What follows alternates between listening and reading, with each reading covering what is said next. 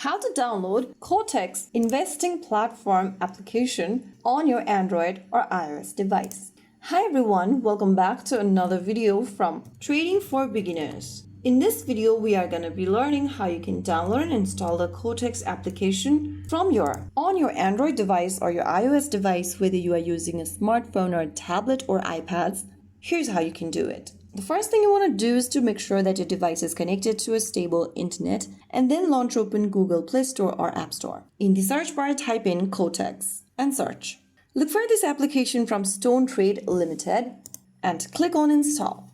Now wait for the application to download and install on your device, which will take a couple of minutes. Once the application is installed, tap Open and there you have downloaded the Quotex investing platform app on your Android device or iOS device. You can now go ahead and log into your existing account if you already have one, or create a new account if you don't have one. So that's how you get the official Quotex application installed on your Android or iOS. If you found the video helpful, don't forget to like, share, and subscribe to our channel.